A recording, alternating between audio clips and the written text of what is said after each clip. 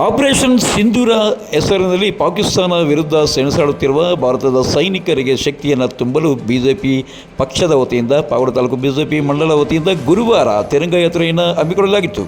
ಪಾವಗಡ ಪಟ್ಟಣದ ಮುಖ್ಯ ರಸ್ತೆಗಳಲ್ಲಿ ತಿರಂಗ ಯಾತ್ರೆಯನ್ನು ಮೆರವಣಿಗೆಯನ್ನು ನಡೆಸಿ ಪಟ್ಟಣದ ಶಿನಮತ್ಮ ಸರ್ಕಲ್ ಬಳಿ ಈ ಒಂದು ಪಾಕಿಸ್ತಾನದ ವಿರುದ್ಧ ಘೋಷಣೆಗಳನ್ನು ಕೂಗಲಾಯಿತು. ಈ ಒಂದು ತಿರಂಗ ಯಾತ್ರೆಗೆ ಚಿತ್ರದುರ್ಗ ಲೋಕಸಭಾ ಕ್ಷೇತ್ರದ ಸಂಸದರಾದ ಗೋವಿಂದ ಕಾರಜೋಳ ಅವರು ಚಾಲನೆ ನೀಡಿ ಮಾತನಾಡಿದ್ದು ಹೀಗೆ.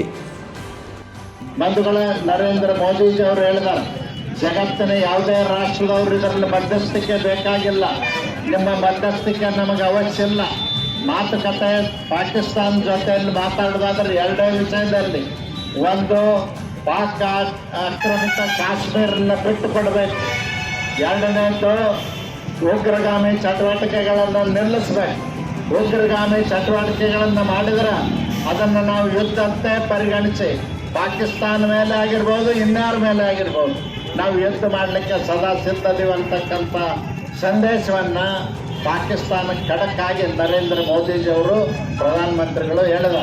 ಇವತ್ತು ಇಡೀ ರಾಷ್ಟ್ರ ನಮ್ಮ ಬೆಂಬಲಕ್ಕೆ ಬಂದಿದ್ದು. ಒಂದೋ ಎರಡೋ ರಾಷ್ಟ್ರಗಳು ಬಿಟ್ಟರೆ ಇಡೀ ಜಗತ್ತು ನಮ್ಮ ಜೊತೆಯಲ್ಲಿ ನಿಂತಿದೆ.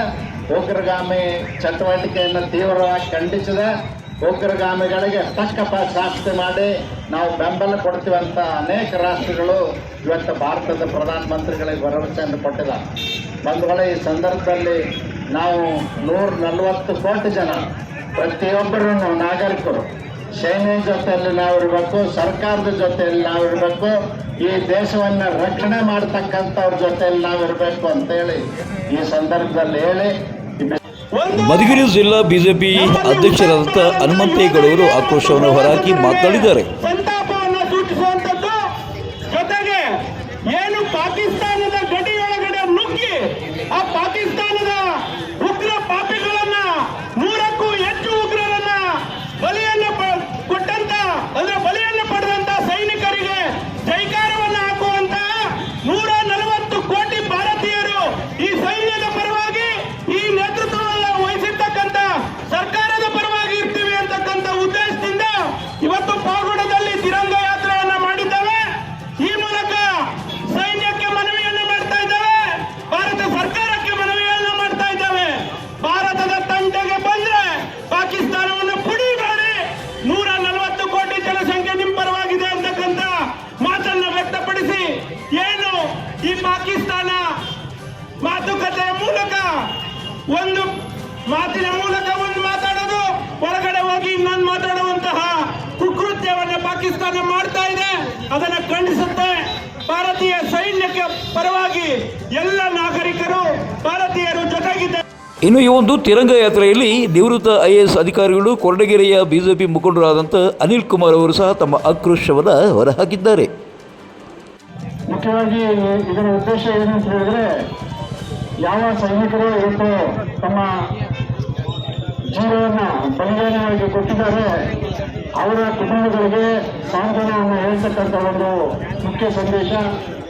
ಎರಡನೇದು, ಈ ಇಡೀ ದೇಶದ ನಾಗರಿಕರು ಸೈನಿಕರ ಹಿಂದೆ ಅವರಿಗೆ ಬೆಂಬಲವಾಗಿ ನಾವೆಲ್ಲರೂ ಕೂಡ ಇದ್ದೀವಿ ಅಂತಕ್ಕಂಥದ್ದನ್ನು ಪ್ರತಿಬಿಂಬಿಸಬೇಕು ಅಂತಕ್ಕಂಥ ಉದ್ದೇಶದಿಂದ ಇವತ್ತು ನಮ್ಮ ಪ್ರಧಾನಮಂತ್ರಿಗಳಾದಂಥ ನರೇಂದ್ರ ಮೋದಿ ಅವರು ಇಡೀ ರಾಷ್ಟ್ರಕ್ಕೆ ಒಂದು ಕರೆಯನ್ನು ಕೊಟ್ಟಿದ್ದಾರೆ.